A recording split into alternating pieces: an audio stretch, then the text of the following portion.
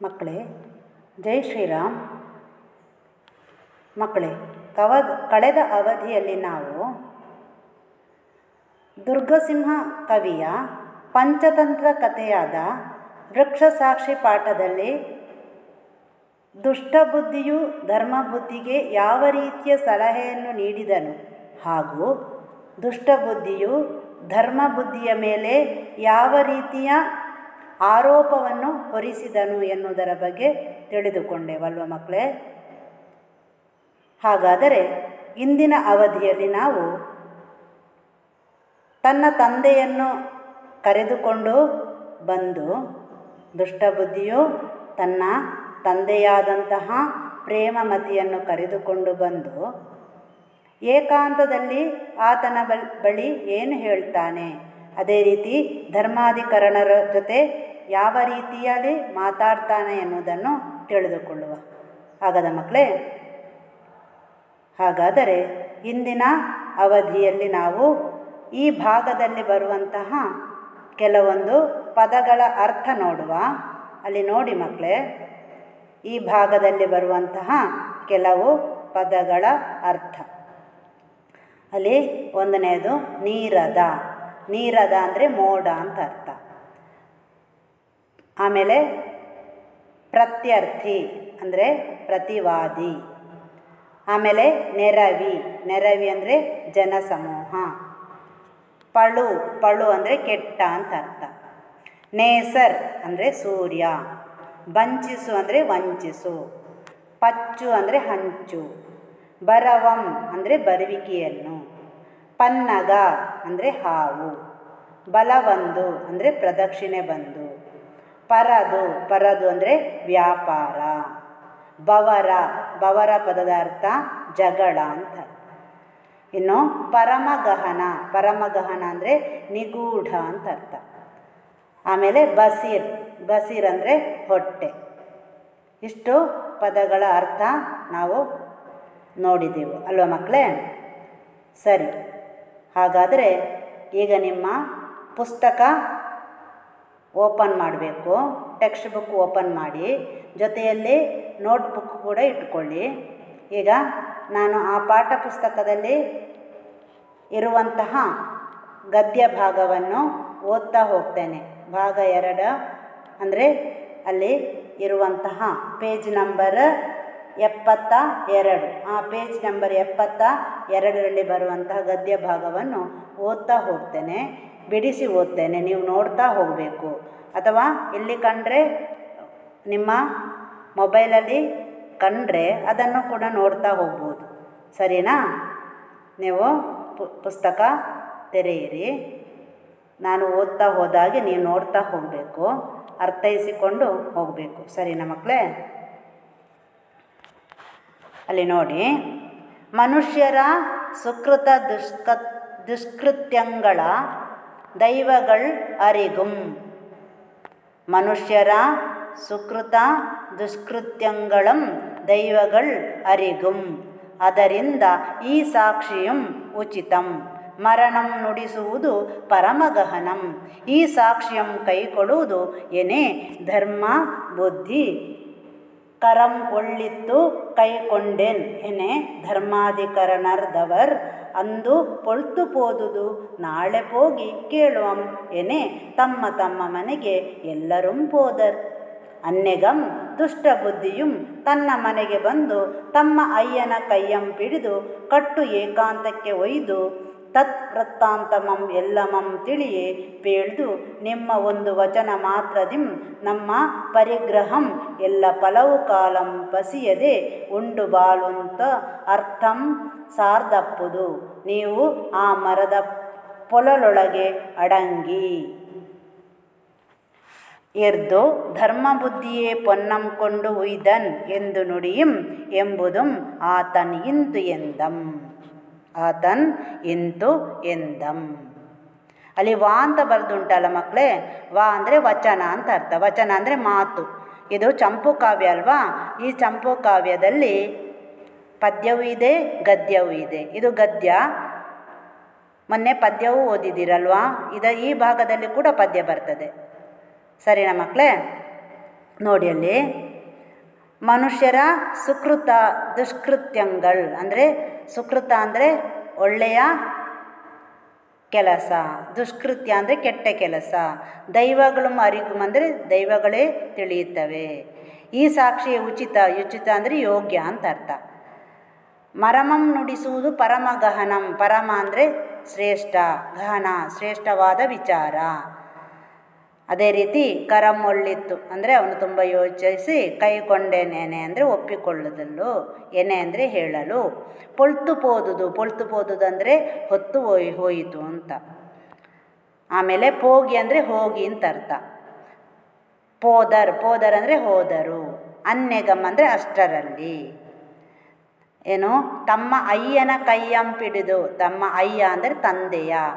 ದುಷ್ಟಬುದ್ಧಿಯು ತನ್ನ ಮನೆಗೆ ಬಂದು ತಮ್ಮ ಅಯ್ಯನ ಕೈಯನ್ನು ಹಿಡಿದುಕೊಂಡು ಕಟ್ಟೇಕಾಂತ ಕೊಯ್ದು ಅಂದರೆ ಏಕಾಂತವಾದ ನಿರ್ಜನವಾದಂಥ ಪ್ರದೇಶಕ್ಕೆ ಆತನನ್ನು ಕರೆದುಕೊಂಡು ಹೋಗಿ ತದ್ವೃತ್ತಾಂತವನ್ನೆಲ್ಲಮಂ ತಿಳಿಯಂಪೇಳಿ.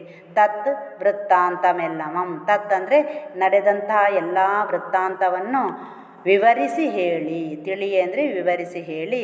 ನಿಮ್ಮ ಒಂದು ವಚನ ಮಾತ್ರ, ನೀವು ಹೇಳುವಂತಹ ಒಂದು ಮಾತಿನಿಂದ, ವಚನ ಅಂದರೆ ಮಾತು, ಮಾತಿನಿಂದ ನಮ್ಮ ಪರಿಗ್ರಹ ಅಂದರೆ ನಮ್ಮ ಇಡೀ ಸಂಸಾರ, ಕುಟುಂಬ ಎಲ್ಲವೂ ಫಲವು ಕಾಲಂ, ಫಲವಂದರೆ ಹಲವು ಕಾಲಂ, ಪಸಿಯದೆ ಉಂಡು, ಪಸಿಯದೆ ಅಂದರೆ ಹಸಿಯದೆ ಉಂಡು ಬಾಳುವಂತಹ ಅರ್ಥಂ ಅಂದರೆ ಇಲ್ಲಿ ಸಂಪತ್ತನ್ನು, ಅರ್ಥ ಅಂದರೆ ಸಂಪತ್ತು.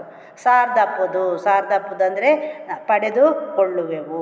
ನೀವು ಆ ಮರದ ಪೊಳಲೊಳಗೆ ಅಡಗಿ, ಪೊಳಲ್ ಅಂದರೆ ಇಲ್ಲಿ ಪೊಟರೆ ಅಂತ ಅರ್ಥ.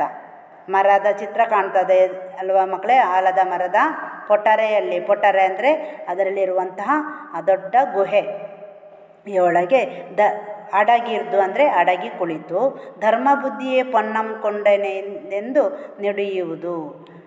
ಧರ್ಮಬುದ್ಧಿಯೇ ಎಲ್ಲ ಪೊನ್ನನ್ನು ಕೊಂಡೊಯ್ದನೆಂದರೆ ಕೊಂಡು ಹೋದನು ಎಂದು ನುಡಿಯುವುದು. ಆ ಎಂಬುದ ಮಾತ ನಿಂತೆಂದಂ. ಹೀಗೆ ಹೇಳಿದಾಗ ತಂದೆ ಹೀಗೆ ಹೇಳ್ತಾನೆ. ನೋಡಿ ಇಲ್ಲಿ ಅರ್ಥ ಗೊತ್ತಾಯಿತು. ಈಗ ದೈವವೇ ನಿರ್ಣಯ ಮಾಡುವುದು ಅಂತ ಅರ್ಥ. ಮನುಷ್ಯರ ಸುಕೃತ ದುಷ್ಕೃತ್ಯಗಳನ್ನು, ಮನುಷ್ಯರು ಮಾಡುವಂತಹ ಒಳ್ಳೆಯ ಕೆಲಸವನ್ನು ಮತ್ತು ಕೆಟ್ಟ ಕೆಲಸಗಳು ಎಲ್ಲವೂ ಕೂಡ ದೈವಕ್ಕೆ ಗೊತ್ತಾಗುವುದು, ದೇವರಿಗೆ ಗೊತ್ತಾಗುವುದು. ಆದ್ದರಿಂದ ಯಾವುದು ಯೋಗ್ಯವಾದುದು ಅಂಥೇಳಿ ದೈವವೇ ನಿರ್ಣಯ ಮಾಡುವುದು ಅಂತ ಕವಿಯಲ್ಲಿ ಹೇಳ್ತಾನೆ. ಆದ್ದರಿಂದ ಈ ಸಾಕ್ಷಿಯೇ ಉಚಿತ. ಇಲ್ಲಿ ಧರ್ಮಾಧಿಕರಣರು ಹೇಳೋದು ಯಾರಲ್ಲಿ? ಧರ್ಮಾಧಿಕರಣರು ದುಷ್ಟಬುದ್ಧಿ ಮತ್ತು ಧರ್ಮಬುದ್ಧಿಯಲ್ಲಿ ಹೇಳುವಂಥದ್ದು. ಏನೇ ತಪ್ಪು ಮಾಡಿದರೂ, ಏನೇ ಕೆಟ್ಟ ಕೆಲಸ ಮಾಡಿದರೂ, ಏನೇ ಒಳ್ಳೆಯ ಕೆಲಸ ಮಾಡಿದರೂ ಕೂಡ ಅದನ್ನು ದೇವರು ನೋಡ್ತಾರೆ. ಆದ್ದರಿಂದ ದೇವರೇ ಇದನ್ನು ನಿರ್ಣಯಿಸ್ತಾರೆ. ಆದ್ದರಿಂದ ಈ ಸಾಕ್ಷಿಯೇ ಉಚಿತವಾದುದು, ಈ ಸಾಕ್ಷಿಯೇ ಯೋಗ್ಯವಾದುದು.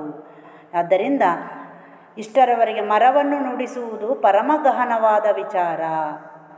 ಒಂದು ಪರಮ ಅಂದರೆ ಶ್ರೇಷ್ಠವಾದಂತಹ ವಿಚಾರವಾಗಿದೆ.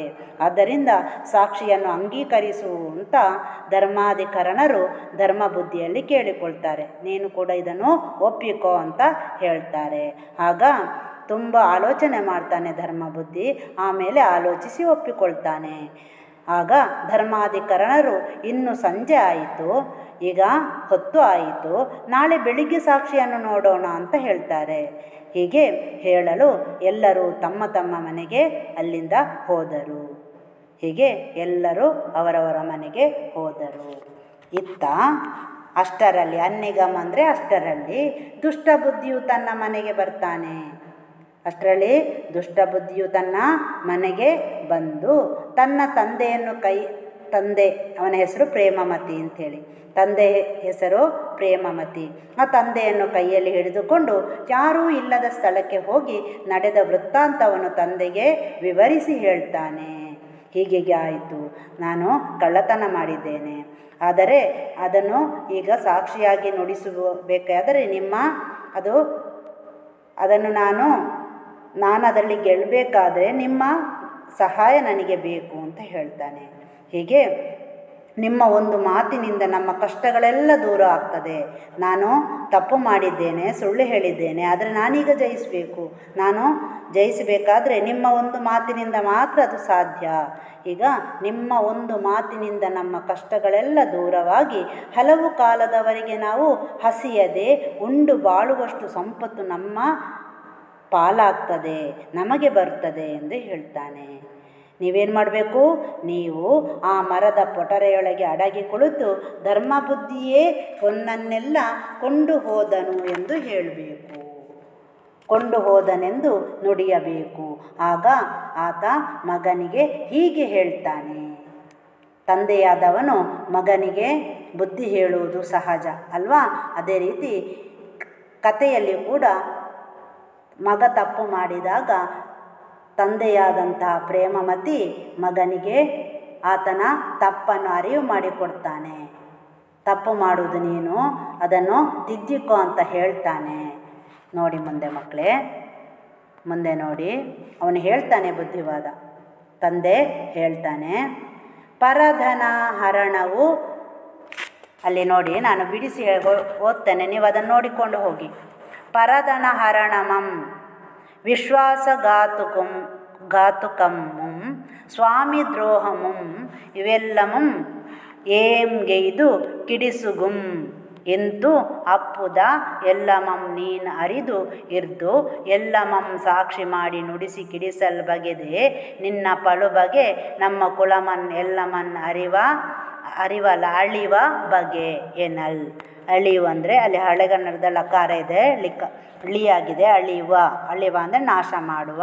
ಬಗೆ ಅಂದರೆ ರೀತಿ. ಎನಲ್ ಅಂದರೆ ಎಂದು ಹೇಳಲ್. ತುಷ್ಟ ಬುದ್ಧಿ ಕೇಳ್ದು ನಮ್ಮ ನಿರ್ವಾಹಮಂ ಕಿಡಿಸದೆ ಎನ್ನ ಎಂದುದಂ ಗೈ ಎಂದು ತನ್ನ ತಂದೆಯನ್ನು ಒಡಂಬಡಿಸುತ್ತಾ ಏರ್ಪಿನಂ ಆದಿತ್ಯನ್ ಅಪರಗಿರಿಯನ್ ಏದುವುದು. ಅಲ್ಲಿ ಪರಧನ ಹರಣಂ. ಪರಧನ ಅಂದರೆ ಬೇರೆಯವರ ಹಣ ಅಂತ ಅರ್ಥ. ಹರಣ ಅಂದರೆ ಕಳ್ಳತನ ಮಾಡೋದು, ಬೇರೆಯವರ ಹಣವನ್ನು ಕಳ್ಳತನ ಮಾಡುವುದು. ಈಗ ಚಿತ್ರದಲ್ಲಿ ನೋಡಿ, ದುಷ್ಟಬುದ್ಧಿಯು ಧರ್ಮ ಬುದ್ಧಿಗೆ ಗೊತ್ತಾಗದ ರೀತಿಯಲ್ಲಿ ಹೊನ್ನನ್ನೆಲ್ಲ ಕಳ್ಳತನ ಮಾಡ್ತಾ ಇದ್ದಾನೆ ಅಲ್ವಾ? ಮರ ಯಾವುದದು? ಅಶ್ವತ್ಥ ಮರ, ಮಹಾವಟ ಬಿಟಿಪಿ ಅಥವಾ ಆಲದ ಮರ. ಹೀಗೆ ಅಶ್ವತ್ಥ ಮರ ನೋಡಿ, ಅಲ್ಲಿ ಆಲದ ಮರವು ಅಶ್ವತ್ಥ ಮರವು ಒಂದೇ. ಅಲ್ಲಿ ನೋಡಿ, ಒಂದೇ ಅಲ್ಲ, ಬೇರೆ ಬೇರೆ. ಆಲದ ಮರದ ಚಿತ್ರ ಆಗ ಕೊಟ್ಟಿದ್ದೇನೆ, ಅಶ್ವತ್ಥ ಮರದ ಚಿತ್ರ ಈಗ ಅಲ್ಲಿರೋದು ನೋಡಿ. ಎಲೆ ನೋಡಿ ಅದರದು. ಹೀಗೆ ಅಲ್ಲೇ ತಂದೆಯನ್ನು ಅವನು ಮಾತಾಡಿಸ್ತಾ ಇದ್ದಾನೆ ಮೂರನೇ ಚಿತ್ರದಲ್ಲಿ. ಹೀಗೆ ಈಗ ತಂದೆ ಬುದ್ಧಿವಾದ ಹೇಳ್ತಾ ಇರೋದು ಮಗನಿಗೆ, ನೀನು ತಪ್ಪು ಮಾಡ್ತಾ ಇದ್ದೀಯ. ಪರಧನ ಹರಣಂ ಅಂದರೆ ಬೇರೆಯವರ ಹಣವನ್ನು ಕದ್ದುವುದು. ವಿಶ್ವಾಸಘಾತುಕಮಂ ಅಂದರೆ ನೀನು ನಿನ್ನ ಗೆಳೆಯನಿಗೆ ವಿಶ್ವಾಸ ದ್ರೋಹ ಮಾಡ್ತಾ ಇದ್ದೀಯ. ನಿನ್ನ ಗೆಳೆಯ ಆತನಲ್ಲಿ ನಂಬಿಕೆ ಇಡಬೇಕು ನೀನು, ಆದರೆ ನೀನು ನಂಬಿಕೆಯನ್ನು ಕಳ್ಕೊಳ್ಳುವ ಹಾಗೆ ಮಾಡ್ತಾ ಇದ್ದೀಯ. ಸ್ವಾಮಿ ದ್ರೋಹಮಂ ಸ್ವಾಮಿ ದ್ರೋಹ ಬಗೀತಾ ಇದೆಯಾ. ಉಂಡ ಮನೆಗೆ ಎರಡನ್ನೂ ಬಗೆಯುತ್ತಾ ಇದೆಯಾ. ಇವೆಲ್ಲಮಂ ಏನು ಮಾಡ್ತದೆ? ಇವೆಲ್ಲವೂ ಕೂಡ ನಮ್ಮನ್ನು ಕೆಡಿಸ್ತದೆ ಅಂತ ಹೇಳ್ತಾನೆ. ಹಾಗೆ ಕೆಡಿಸ್ತದೆ ಅಂದರೆ ನಮ್ಮನ್ನು, ನಾವು ಕೆಟ್ಟವರನ್ನಾಗಿ ಮಾಡುತ್ತದೆ, ನಮ್ಮನ್ನು ಕೆಡಿಸ್ತದೆ ಅದು. ಹೀಗೆ ನೀನು ಇಂತು ಅಪ್ಪುದಂ ಎಲ್ಲಮಂ ನೀನು ಅರಿದು ಇರ್ದು ಎನ್ನಮ್ಮಂ ನೀನೆಲ್ಲ ಗೊತ್ತು ನಿನಗೆ, ಆದರೂ ಕೂಡ ನನ್ನನ್ನು ಸಾಕ್ಷಿ ಮಾಡಿ ನುಡಿಸಿ ಕಿಡಿಸಲು ಬಗೆದೆ. ನೀನೀಗೇನು ಮಾಡ್ತಿ? ನನ್ನನ್ನು ಸಾಕ್ಷಿಯಾಗಿಟ್ಟುಕೊಂಡು, ನಾನಲ್ಲಿ ಸಾಕ್ಷಿಯಾಗಿಟ್ಟುಕೊಂಡು ನನ್ನನ್ನು ಕೂಡ ನೀನು ಕೆಡಿಸಲು ಬಗೆಯುತ್ತಾ ಇದೆಯಾ. ಬಗೆಯುವುದಂದರೆ ಯೋಚಿಸುವುದು ಅಂತ ಅರ್ಥ. ನಿನ್ನ ಪಳು ಬಗೆ ಅಂದರೆ ನಿನ್ನ ಪಳು ಅಂದರೆ ಇಲ್ಲಿ ಕಳ್ಳತನದ ರೀತಿ. ನೀನು ಕಳ್ಳತನ ಮಾಡಿದ್ದರಿಂದ ನಮ್ಮ ಕುಲಮನ್ನು ಎಲ್ಲಮಮ್ಮ ಅಳಿವ ಬಗೆ ಅಂದರೆ ನೀನು ಕಳ್ಳತನ ಮಾಡಿದ್ದರಿಂದ ನಮ್ಮ ಕುಲವೇ ಏನಾಗ್ತದೆ? ನಾಶ ಆಗ್ತದೆ. ಅಳಿವು ಅಂದರೆ ನಾಶ ಅಂತ ಎಂದಾಗ ದುಷ್ಟಬುದ್ಧಿ ಹೇಳ್ತಾನೆ, ನಿರ್ವಾಹಮಂ ಕಿಡಿಸದೆ ಅಂದರೆ ನೀನು ಒಪ್ಪಲೇಬೇಕು, ನಾನು ಹೇಳಿದಾಗೆ ನೀನು ಮಾಡಲೇಬೇಕು ಅಂತ ಒತ್ತಾಯ ಮಾಡ್ತಾನೆ. ತನ್ನ ತಂದೆಯನ್ನು ಒಡಂಬಡಿಸ್ತಾನೆ. ಒಡಂಬಡಿಸು ಅಂದರೆ ಅಲ್ಲಿ ಒಪ್ಪಿಸು. ಒಡಂಬಡಿಸು ಅಂದರೆ ಒಪ್ಪಿಸು. ಒಪ್ಪಿಸ್ತಾ ಇರಬೇಕಾದ್ರೆ ಇರ್ಪಿನಂ ಅಂದರೆ ಇರುವಾಗ ಆದಿತ್ಯ ಅಂದರೆ ಸೂರ್ಯನು ಅಪರಗಿರಿಯನ್ನು ಏದುವುದು. ಅಪರಗಿರಿ ಅಂದರೆ ಸೂರ್ಯನು ಮುಳುಗುವುದು ಯಾವ ಕಡೆ? ಪಶ್ಚಿಮ ದಿಕ್ಕಿನಲ್ಲಿ ಅಲ್ವಾ. ಪಶ್ಚಿಮ ದಿಕ್ಕಿನ ಪರ್ವತದಲ್ಲಿ ಮುಳುಗ್ತಾ ಇರುವನು ಅಂದರೆ ಸಂಜೆ ಆಗ್ತಾಯಿತ್ತು, ಕತ್ತಲಾಯಿತು ಅಂತ ಅರ್ಥ. ಮುಳುಗಿದನು. ಅಪರಗಿರಿಯನ್ನು ಏದುವುದಂದರೆ ಅಪರಗಿರಿಯ ಬಳಿ ಬಂದು ಅಲ್ಲೇ ಮುಳುಗುವನು. ಅಂತಹ ಸಮಯದಲ್ಲಿ ತಂದೆಯನ್ನು ಎಲ್ಲಿ ಯಾರೂ ಇಲ್ಲದಂಥ ನಿರ್ಜನ ಪ್ರದೇಶಕ್ಕೆ ಕರೆದುಕೊಂಡು ಬರ್ತಾನೆ. ಗೊತ್ತಾಯ್ತಾ? ಅವನು ಹೇಳ್ತಾನೆ, ತಂದೆ ಪರಧನ ಹರಣವು, ವಿಶ್ವಾಸಘಾತುಕವು, ಸ್ವಾಮಿ ದ್ರೋಹವು ಇವೆಲ್ಲವೂ ನಮಗೆ ಕೆಡುಕನ್ನು ಉಂಟು ಮಾಡುವವು. ಯಾರು ಹೇಳೋದು ಮಕ್ಕಳೇದು? ಇದು ದುಷ್ಟ ಬುದ್ಧಿಯ ತಂದೆಯಾದಂತಹ ಪ್ರೇಮಮತಿಯು ತನ್ನ ಮಗನಿಗೆ ಆತನು ಮಾಡಿದ ತಪ್ಪಿನ ಬಗ್ಗೆ ಅರಿವನ್ನು ಮೂಡಿಸ್ತಾ ಇದ್ದಾನೆ. ಯಾರೂ ಕೂಡ ಬೇರೆಯವರ ಹಣವನ್ನು ಕದಿಯಬಾರದು, ಯಾರೂ ಕೂಡ ವಿಶ್ವಾಸಘಾತುಕ ದ್ರೋಹವನ್ನು ಮಾಡಬಾರ್ದು, ಸ್ವಾಮಿಗೆ ದ್ರೋಹವನ್ನು ಬಗೆಯಬಾರ್ದು. ಇವೆಲ್ಲವೂ ಕೂಡ ನಮಗೆ ಕೆಡುಕನ್ನು ಉಂಟು ಮಾಡ್ತದೆ ಮಗನೇ ಅಂತ ಹೇಳ್ತಾನೆ. ಇವೆಲ್ಲವನ್ನು ನೀನು ತಿಳಿದುಕೊಂಡಿರುವೆ. ನೀನು ತಿಳಿದೂ ಕೂಡ ಸಾಕ್ಷಿ ಮಾಡಿ ನುಡಿಸಿ ಕೆಡಿಸಲು ಆಲೋಚಿಸುತ್ತಾ ಇರುವೆ. ನಿನ್ನ ಈ ಕ್ಷುಲ್ಲಕ ಕೀಳು ಆಲೋಚನೆಯು, ಇದು ನಿಮ್ಮನ್ನು ಕ್ಷುಲ್ಲಕ ಆಲೋಚನೆ, ಕೀಳು ಆಲೋಚನೆ ನಮ್ಮ ಕುಲವನ್ನೇ ನಾಶ ಮಾಡ್ತದೆ. ಆದ್ದರಿಂದ ಇದನ್ನು ಬಿಟ್ಟು ಬಿಡು ಎಂದು ಕೇಳಿಕೊಳ್ತಾನೆ. ಆಗ ದುಷ್ಟಬುದ್ಧಿ ಹೇಳ್ತಾನೆ, ನನ್ನ ಕಾರ್ಯವನ್ನು ಕೆಡಿಸದೆ ನಾನು ಹೇಳಿದಂತೆ ಮಾಡು. ನಾನು ನಿನ್ನ ಬುದ್ಧಿವಾದವನ್ನು ಕೇಳಲಿಕ್ಕೆ ಇಲ್ಲಿ ಕರ್ಕೊಂಡು ಬಂದದಲ್ಲ, ನಾನು ನಿನ್ನನ್ನು ಒಪ್ಪಿಸಲಿಕ್ಕೆ ಕರ್ಕೊಂಡು ಬಂದದ್ದು. ನಾನು ಈಗ ಹೇಳಿದಂತೆ ಮಾಡು. ನನ್ನ ಕಾರ್ಯವನ್ನು ಕೆಡಿಸಬೇಡ.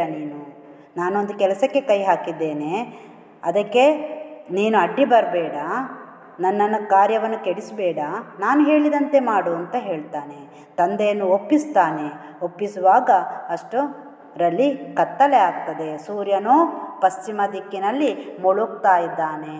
ಕತ್ತಲಾಯಿತು ಅಂತ ಕವಿ ಹೇಳ್ತಾನೆ.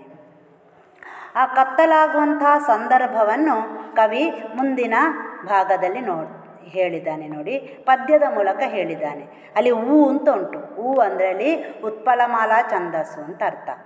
ಆ ಪದ್ಯವು ಅಕ್ಷರಗಣವಾದಂತಹ ವೃತ್ತ ಛಂದಸ್ಸಿನಲ್ಲಿ ಇದೆ. ಆ ವೃತ್ತ ಛಂದಸ್ಸಿನಲ್ಲಿ ಬರುವಂಥ ಉತ್ಪಲಮಾಲಾ ಛಂದಸ್ಸಿನಲ್ಲಿ ಇದೆ. ಗೊತ್ತಾಯ್ತಾ ಮಕ್ಕಳೇ? 4 ಸಾಲಿನ ಪದ್ಯ ಅದು. ಆ 4 ಸಾಲಿನ ಪದ್ಯವು ಉತ್ಪಲಮಾಲಾ ಛಂದಸ್ಸಿನಲ್ಲಿದೆ, ವೃತ್ತಗಣದಲ್ಲಿದೆ. ಅಲ್ಲ, ವೃತ್ತವಾದಂತಹ ಅಕ್ಷರಗಣದಲ್ಲಿದೆ. ಸರಿನಾ?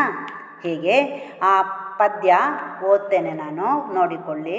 ಮೇಧಿನಿಯಂ ಕ್ರಮಕ್ರಮದೆ ಪರ್ವಿದ ಉದಾತ್ತ ನಭೋ ವಿಭಾಗಮಂ ಆಚ್ಛಾದಿತ ದಿಗ್ಮುಖಂ ವ್ಯವಹಿತ ಅಖಿಲ ದೃಷ್ಟಿಪಥಂ ತಮಾಲ ಭೃಂಗೋದರ ನೀರದಾಗಮಂ ಘನ ಪ್ರಕಾರ ಅಂಜನ ಪುಂಜ ಕೋಕಿಲ ಅಬ್ಜೋದರ ಕಾಯಕಾಂತಿ ಶಿತಿಕಂಠಗಳ ಅಪ್ರತಿಮ ಪ್ರಭಂ ತಮಂ ಅಂದು ಕವಿದ ಕತ್ತಲೆಯೊಳ್ ದುಷ್ಟ ಬುದ್ಧಿ ತನ್ನ ತಂದೆಯಂ ಕೊಂದಲ್ಲದೆ ಮಾಣಿನೆಂದು ಉಯ್ಯುವಂತೆ ಉಯ್ದು ಬಳ್ಳಾರಿಯ ಮನೆಯಂ ಪರಕೆಯ ಕುರಿಯಂ ಪುಗಿಸುವಂತೆ ವಟ ವಿಟಿಪೆ ಕೋಟರ ಕುಟೀರ ಅಂತರಮಂ ಪುಗಿಸಿ ಬವರಮಂ ಗೆಲ್ದೆನೆ ಎಂದು ರಾಗಿಸಿ ಮನೆಗೆ ಬಂದು ನಿದ್ರಾಂಗನ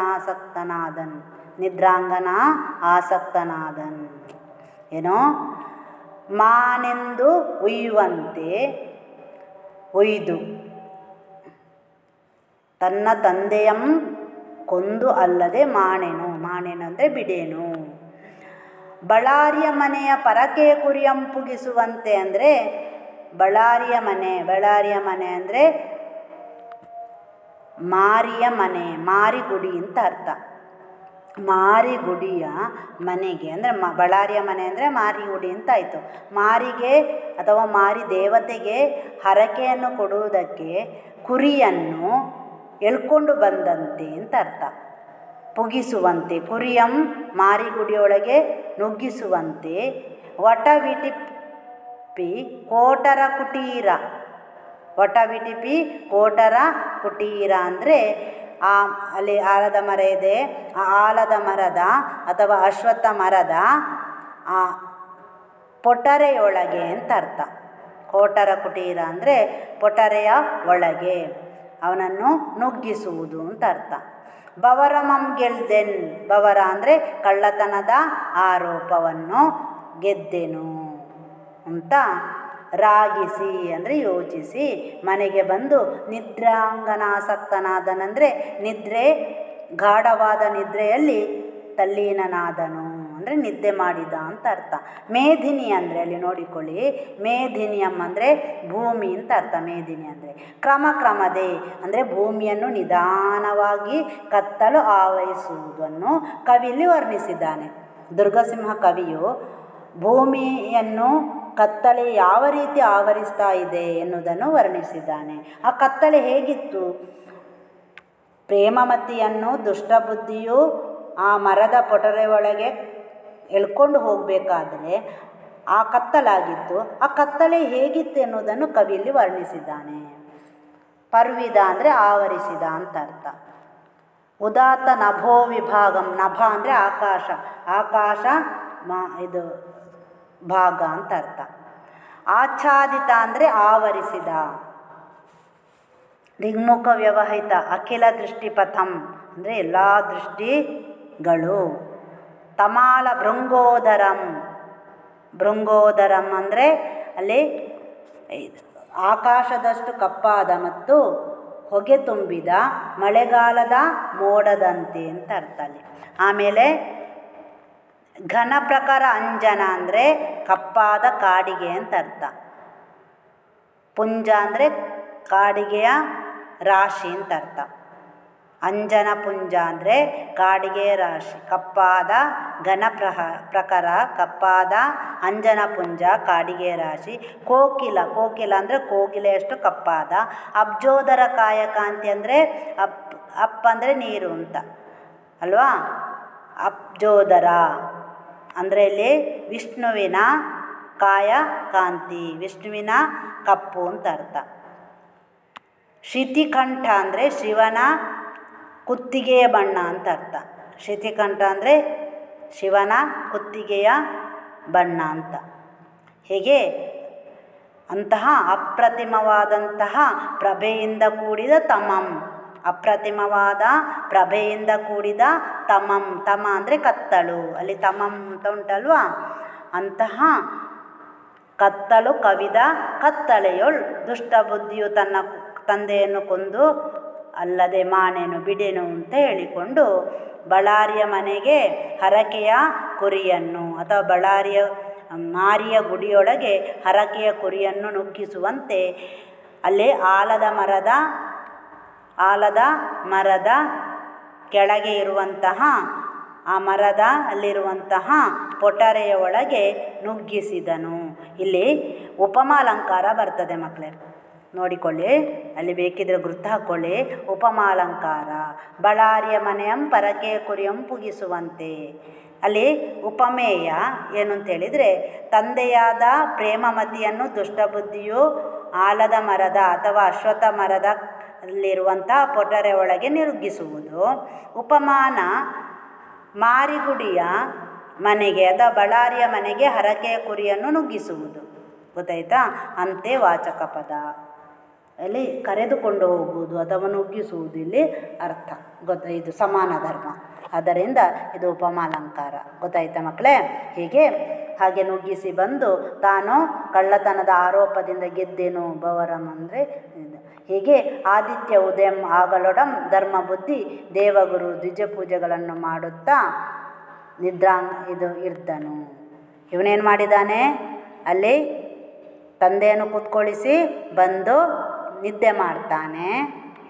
ನೋಡಿ, ಅಲ್ಲಿ ಆಕಾಶವನ್ನು ಆವರಿಸಿದ ದಿಕ್ಕುಗಳನ್ನು ಮುಚ್ಚಿ ದೃಷ್ಟಿಯನ್ನು ತಡೆದು ಹೊಗೆ ತುಂಬಿ ಮಳೆಗಾಲದ ಮೋಡ ಕಾಡಿಗೆಯ ರಾಶಿ ಕೋಗಿಲೆಯ ಕಪ್ಪು ವಿಷ್ಣುವಿನ ಕಾಯಕಾಂತಿ ಶಿವನ ಕುತ್ತಿಗೆಯ ಬಣ್ಣದ ಕತ್ತಲೆಯು ಕ್ರಮೇಣ ಹಬ್ಬಿತು. ಮೇಧಿನಿಯಂ ಕ್ರಮದೇ ಹಬ್ಬಿತು. ಯಾವುದು? ಭೂಮಿಯನ್ನು ಕ್ರಮವಾಗಿ ಅಂದರೆ ನಿಧಾನವಾಗಿ ಕತ್ತಲೆಯು ಆವರಿಸಿತು. ಆ ಕತ್ತಲೆಯನ್ನು ಆವರಿಸಿದಂತಹ ಕತ್ತಲೆಯನ್ನು ಕವಿಯಲ್ಲಿ ವರ್ಣಿಸಿದ್ದಾನೆ. ಆಕಾಶವನ್ನು ಆವರಿಸಿತು. ಹೇಗೆ ಆವರಿಸಿತು? ದಿಕ್ಕು ದಿಕ್ಕುಗಳನ್ನು ಮುಚ್ಚಿಕೊಂಡು ಬಂತು. ಆಕಾಶದ ದೃಷ್ಟಿಯನ್ನು ತಡೆಯಿತು, ಅಂದರೆ ಕತ್ತಲೆಯನ್ನು ಬೆಳಕನ್ನು ತಡೆಯಿತು. ಹೊಗೆ ತುಂಬಿತು ಅಂದರೆ ಮೋಡ, ಮಳೆಗಾಲದ ಮೋಡದಂತೆ ಹೊಗೆ ತುಂಬಿತು, ಕತ್ತಲು ತುಂಬಿತು. ಕಾಡಿಗೆಯ ರಾಶಿಯಂತೆ ಕಪ್ಪಾಗಿತ್ತು, ಕಾಡಿಗೆಯ ರಾಶಿಯಂತೆ ಕತ್ತಲಾಯಿತು. ಕೋಗಿಲೆಯ ಮೈಬಣ್ಣದಷ್ಟು ಕಪ್ಪಾಗಿತ್ತು. ಅಷ್ಟು ಮಾತ್ರ ಅಲ್ಲ, ವಿಷ್ಣುವಿನ ದೇಹದ ಕಾಂತಿಯಂತೆ ಕಪ್ಪಾಗಿತ್ತು. ಅಷ್ಟು ಮಾತ್ರ ಅಲ್ಲ, ಶಿವನ ಕುತ್ತಿಗೆಯ ಬಣ್ಣದ ಕತ್ತಲೆಯಾಗಿತ್ತು. ಹೀಗೆ ಕ್ರಮೇಣ ಕತ್ತಲೆಯು, ತಮ ಅಂದರೆ ಅಲ್ಲಿ ಕತ್ತಲೆಯು ಆವರಿಸಿತು ಅಂತ ಕವಿ ಪದ್ಯದ ಮೂಲಕ ವಿವರಿಸಿದ್ದಾರೆ. ಹೀಗೆ ಈ ರೀತಿಯಾಗಿ ಭೂಮಿಯಲ್ಲಿ ಆವರಿಸಿದ ಕತ್ತಲೆಯಲ್ಲಿ ತನ್ನ ತಂದೆಯನ್ನು ಕೊಂದಲ್ಲದೆ ಬಿಡನೆಂದು ಎಳೆದುಕೊಂಡು ಹೋಗಿ ಆಲದ ಮರದ ಪೊಟರೆಯಲ್ಲಿ ತನ್ನ ತಂದೆಯನ್ನು ಕುಳ್ಳಿರಿಸಿದನು. ಇದು ಹೇಗಿತ್ತೆಂದರೆ, ಮಾರಿಯ ಗುಡಿಯೊಳಗೆ ಹರಕೆಯ ಕುರಿಯನ್ನು ಎಳೆದುಕೊಂಡು ಹೋದಂತೆ ಅಂತ ಕವಿ ವರ್ಣಿಸಿದ್ದಾನೆ. ಹೀಗೆ ಅಲ್ಲಿ ತನ್ನ ತಂದೆಯನ್ನು ಕೊಳ್ಳಿರಿಸಿ ಅಲ್ಲಿಯೇ ಬಿಟ್ಟು ಬಂದು ಮನೆಗೆ ಬಂದಂತಹ ದುಷ್ಟಬುದ್ಧಿಯು ಗಾಢವಾಗಿ ನಿದ್ರೆ ಮಾಡಿದನು. ಮುಂದಿನ ಭಾಗ ನೋಡಿ.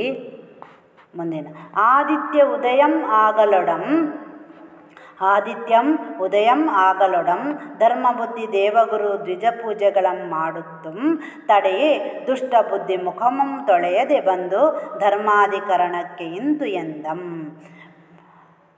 ಪ್ರತ್ಯರ್ಥಿ ಬಂದನಿಲ್ಲ ಪಿರಿದು ಪೊಳ್ತು ಪೋದುದು ಎನಗೆ ಕರ್ತವ್ಯಮಂ ಆವುದು ಎಂದು ನುಡಿಯುತ್ತ ಇರ್ಪ ಅನ್ನೆಗಂ ಧರ್ಮಬುದ್ಧಿ ಬರವಂ ಕಂಡು ಆ ಕ್ಷಣದೊಳು ಧರ್ಮಾಧಿಕರಣ ನಡೆಯಂ ನಿಮ್ಮ ಇರುವರ ಬವರಂ ತಿರ್ದುವಂ ಎಂದು ವಟವೃಕ್ಷದ ಸಮೀಪಕ್ಕೆ ಬಂದು ಅಷ್ಟವಿಧ ಅರ್ಚನೆಯಿಂದ ಅರ್ಚಿಸಿ ತತ್ ಅನಂತರಂ ಆ ಇರುವರಂ ನುಡಿಸಿ ಬಳಿಕ ಆ ಮರಣಂ ಇಂತೆಂದ. ಅಲ್ಲಿ ಪ್ರತ್ಯರ್ಥಿ ಬಂದನಿಲ್ಲ ಅಂದರೆ ಆರೋಪಿ, ತನ್ನ ಎದುರಾಳಿ ಅಂದರೆ ಪ್ರತ್ಯರ್ಥಿ ಅಂದರೆ ಪ್ರತಿವಾದಿ ಅಂತ ಅರ್ಥ. ಬಂದನಿಲ್ಲ ಅಂದರೆ ಬರಲಿಲ್ಲ. ಇವನೇನು ಮಾಡಿದ್ದಾನೆ? ಆದಿತ್ಯ ಉದಯ ಆಗಲೊಡಂ ಅಂದರೆ ಆದಿತ್ಯ ಅಂದರೆ ಸೂರ್ಯ ಅಲ್ವಾ. ಸೂರ್ಯ ಉದಯಿಸುವಷ್ಟರಲ್ಲಿ ಧರ್ಮಬುದ್ಧಿ ಹೇಳ್ತಾನೆ. ಎದ್ದೇನು ಮಾಡ್ತಾನೆ? ದೇವರನ್ನು ಪೂಜೆ ಮಾಡ್ತಾನೆ, ಗುರುಗಳನ್ನು ಪೂಜೆ ಮಾಡ್ತಾನೆ. ದ್ವಿಜ ಅಂದರೆ ಬ್ರಾಹ್ಮಣರು ಅಂತ ಅರ್ಥ. ದ್ವಿಜ ಅಂದರೆ ಬ್ರಾಹ್ಮಣರ ಪೂಜೆಯನ್ನು ಮಾಡ್ತಾನೆ.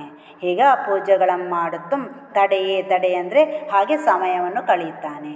ದುಷ್ಟಬುದ್ಧಿ ಮುಖಮಂ ತೊಳೆಯದೆ ಬಂದು, ಅಷ್ಟೊತ್ತಿಗೆ ದುಷ್ಟಬುದ್ಧಿ ಬರ್ತಾನೆ, ಎದ್ದು ಬಂದು ಮುಖವನ್ನು ತೊಳೆಯುವುದಿಲ್ಲ. ಆ ಮುಖವನ್ನು ತೊಳೆಯದೆ ಧರ್ಮಾಧಿಕರಣರ ಹತ್ತಿರ ಬರ್ತಾನೆ. ಬಂದು ಹೀಗೆ ಹೇಳ್ತಾನೆ, ಪ್ರತ್ಯರ್ಥಿ ಬಂದನಿಲ್ಲ ಅಂದರೆ ಪ್ರತಿವಾದಿ ಬರಲಿಲ್ಲ. ತುಂಬ ಹೊತ್ತು ಆಯಿತು, ಪಿರಿದು ಪೊಳ್ತು ಹೋದುದಂದರೆ ತುಂಬ ಹೊತ್ತು ಆಯಿತು. ನನಗೆ ಕರ್ತವ್ಯಂ, ನನಗೆ ಬೇರೆ ಕೆಲಸ ಇದೆ ಅಂತ ಹೇಳ್ತಾ ಇರಬೇಕಾದ್ರೆ ಧರ್ಮಬುದ್ಧಿಯ ಬರವಂ ಅಂದರೆ ಧರ್ಮಬುದ್ಧಿಯ ದೂರದಲ್ಲಿ ಬರುವುದನ್ನು ಕಂಡಾಕ್ಷಣ ಧರ್ಮಾಧಿಕರಣ ನಡೆಯಂ, ಧರ್ಮಾಧಿಕರಣರು ಹೇಳ್ತಾರೆ ನಡೆಯಿರಿ. ನಿಮ್ಮ ಇರುವರ ಬವರ ಅಂದರೆ ಏನರ್ಥಲ್ಲಿ ಆಗ ಹೇಳಿದ್ದೇನೆ. ಬವರ ಅಂದರೆ ಏನು? ಬವರ ಅಂದರೆ ಅಲ್ಲಿ ಬರವಂ ಅಂದರೆ ಬರುವಿಕೆ, ಬವರ ಅಂದರೆ ಜಗಳ ಅಂತ ಅರ್ಥ. ಕಳ್ಳತನದ ಆರೋಪ,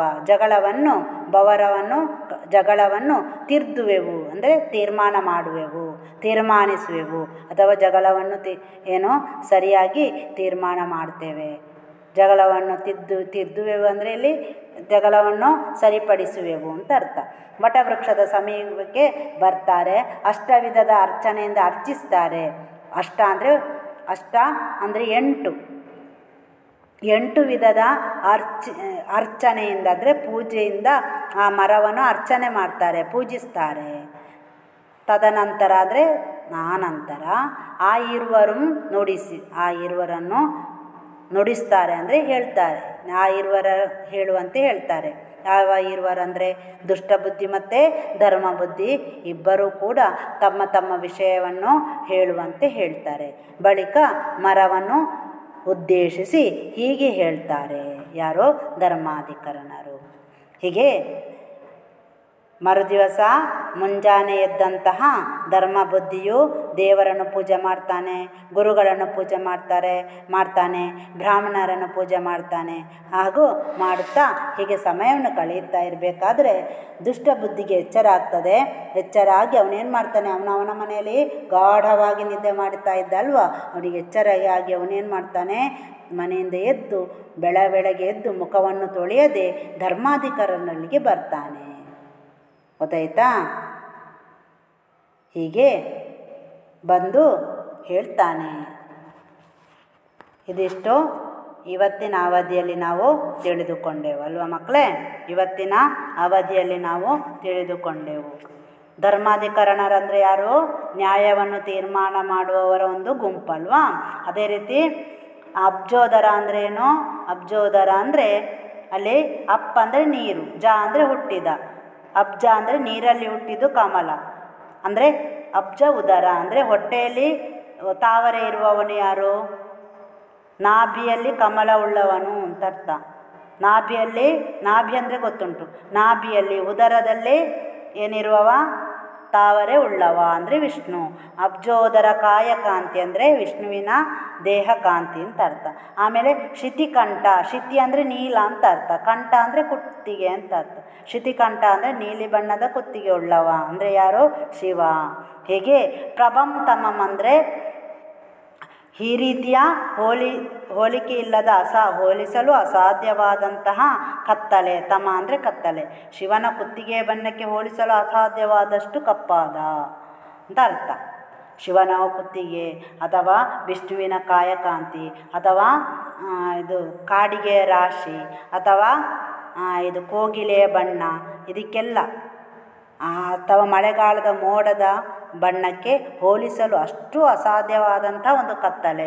ಆ ಕತ್ತಲೆಯಲ್ಲಿ ತಂದೆಯಾದಂಥ ಪ್ರೇಮಮತಿಯನ್ನು ದುಷ್ಟಬುದ್ಧಿ ಕೂತ್ಕೊಳಿಸ್ತಾನೆ ಅಂತ ಕವಿಯಲ್ಲಿ ವರ್ಣಿಸುವಂಥದ್ದು. ಅರ್ಥ ಆಯ್ತಾ ಮಕ್ಕಳೇ? ಮುಂದಿನ ಭಾಗವನ್ನು ಮುಂದಿನ ಅವಧಿಯಲ್ಲಿ ನಾವು ತಿಳ್ಕೊಳ್ಳುವ. ಈಗ ನೀವು ಇವತ್ತಿನ ಅವಧಿಯಲ್ಲಿ ಮಕ್ಕಳೇ, ಇವತ್ತಿನ ಅವಧಿಯಲ್ಲಿ ನೀವು ಅಥವಾ ನಾವು ದುಷ್ಟಬುದ್ಧಿಯಂ ತನ್ನ ತಂದೆಯನ್ನು ಏಕಾಂತಕ್ಕೆ ಕರೆದು ಹೇಳಿದ ಮಾತುಗಳನ್ನು ತಿಳಿದುಕೊಂಡೆವಲ್ವ ಮಕ್ಕಳೇ. ಹಾಗೂ ಧರ್ಮಬುದ್ಧಿಯು ನಿಶ್ಚಿಂತನಾಗಿದ್ದುಕೊಂಡು ಬೆಳಗಿನ ಹೊತ್ತನ್ನು ಯಾವ ರೀತಿ ಕಳೆಯುತ್ತಾನೆ ಅಥವಾ ಕಳೆದ ರೀತಿಯನ್ನು ನಾವು ತಿಳಿದುಕೊಂಡೆವು. ಇನ್ನು ಮುಂದೆ ಏನಾಗ್ತದೆ ಎನ್ನುವುದನ್ನು ಮುಂದಿನ ಭಾಗದಲ್ಲಿ ತಿಳ್ಕೊಳ್ಳುವ. ಉಳಿದ ವಿಷಯವನ್ನು ಮುಂದಿನ ಅವಧಿಯಲ್ಲಿ ತಿಳಿದುಕೊಳ್ಳುವ. ಸರಿನಾ ಮಕ್ಕಳೇ? ಆದರೆ ಮುಂದೆ ನೋಡಿ, ಭಾಷಾ ಚಟುವಟಿಕೆ ಕೊಟ್ಟಿದ್ದೇನೆ. ಅಲ್ಲಿ ಪದಗಳನ್ನು ವಿಂಗಡಿಸಿ ಸಂಧಿಯ ಹೆಸರನ್ನು ಬರಿಬೇಕು. ಆಯಿತಾ? ಆಮೇಲೆ ಕೊಟ್ಟಿರೋ ಪದಗಳನ್ನು ವಿಗ್ರಹಿಸಿ ಸಮಾಸದ ಹೆಸರು ಬರಿಬೇಕು. ಇಷ್ಟು ಕೆಲಸ ಭಾಷಾ ಚಟುವಟಿಕೆಯಲ್ಲಿ ನೀವು ಮಾಡಬೇಕು. ಪೋಗಲ್ ವೇಳ್ಕುಂ ಅದನ್ನು ಬಿಡಿಸಿ ಬರಿಬೇಕು. ತಕ್ಕೆನಿತು, ಪೂಳ್ದೆಡೆ. ಗೊತ್ತಾಯ್ತಾ? ಅದೇ ರೀತಿ ಅತಿ ಕುಟಿಲ ಅದನ್ನು ವಿಗ್ರಹಿಸಬೇಕು. ಕೈಕೊಳ್ಳುವುದು, ಕಟ್ಟೇಕಾಂತ, ಸ್ವಾಮಿ ದ್ರೋಹ, ಪರಧನ, ಧನಹರಣ, ಸಾಕ್ಷಿ ಮಾಡಿ, ಬಲವಂದು. ಇದನ್ನು ಬಿಡಿಸಿ ಬರೆದು ಅದು ಯಾವ ಸಮಾಸ ಆ ಸಮಾಸದ ಹೆಸರು ಬರಿಬೇಕು. ಸಂಧಿ ಕೂಡ ಯಾವುದು ಅಂತೇಳಿ ಬರಿಬೇಕು ನೀವು. ಮುಂದೆ ನೋಡಿ, ಇವತ್ತಿನ ಅವಧಿಯಲ್ಲಿ ಬರುವಂತಹ ಕೆಲವೊಂದು ಪ್ರಶ್ನೆಗಳು ನೋಡಿ. ಅಲ್ಲಿ ಇವತ್ತಿನ ಅವಧಿಯಲ್ಲಿ ನೋಡಿದಂತಹ ವಿಷಯಕ್ಕೆ ಸಂಬಂಧಿಸಿದಂತಹ ಪ್ರಶ್ನೆಯನ್ನು ನೋಡಿ ಅದಕ್ಕೆ ಉತ್ತರವನ್ನು ನೀವು ಬರಿಬೇಕು. ಧರ್ಮಬುದ್ಧಿಯು ತನ್ನ ಬೆಳಗಿನ ಹೊತ್ತನ್ನು ಹೇಗೆ ಕಳೆದನು ಅಂತೇಳಿ ನಾನೀಗ ಹೇಳಿದ್ದೇನೆ ಅಲ್ವಾ. ಹಾಗೆ ಧರ್ಮಾಧಿಕರಣರು ವಟವೃಕ್ಷದ ಸಮೀಪಕ್ಕೆ ಏಕೆ ಬಂದರು ಅದು ಗೊತ್ತುಂಟು ನಿಮಗೆ ಅಲ್ವಾ. ಬರೀರಿ. ಇನ್ನು 2-3 ವಾಕ್ಯಗಳಲ್ಲಿ ಅಥವಾ 3-4 ವಾಕ್ಯಗಳಲ್ಲಿ ಇದಕ್ಕೆ ಉತ್ತರ ಬರಿಬೇಕು ಕೆಳಗಿನ ಪ್ರಶ್ನೆಗೆ. ದುಷ್ಟಬುದ್ಧಿಯು ತನ್ನ ತಂದೆಗೆ ಏಕಾಂತದಲ್ಲಿ ಏನೆಂದು ಹೇಳಿದ್ದೇನೆ ನಾನು, ವಿವರಿಸಿ ಹೇಳಿದ್ದೇನೆ. ಅದನ್ನು ನೋಡಿಕೊಂಡು ಬರಿಬೇಕು. ಸರಿನಾ ಮಕ್ಕಳೇ? ಇಷ್ಟು ವಿಷಯಗಳನ್ನು ನೀವು ತಿಳ್ಕೊಂಡ್ರಿ. ದುರ್ಗಸಿಂಹನ ಪಂಚತಂತ್ರದ ಕೃತಿಯಾದಂತಹ ಕಥೆಯಲ್ಲಿ ಬರುವಂತಹ ವೃಕ್ಷ ಸಾಕ್ಷಿ ಪಾಠದಲ್ಲಿ ಇಷ್ಟು ವಿಷಯಗಳನ್ನು ತಿಳ್ಕೊಂಡ್ರೆ ಉಳಿದ ವಿಷಯವನ್ನು ಮುಂದಿನ ಅವಧಿಯಲ್ಲಿ ತಿಳಿದುಕೊಳ್ಳೋಣ. ಸರಿನಾ?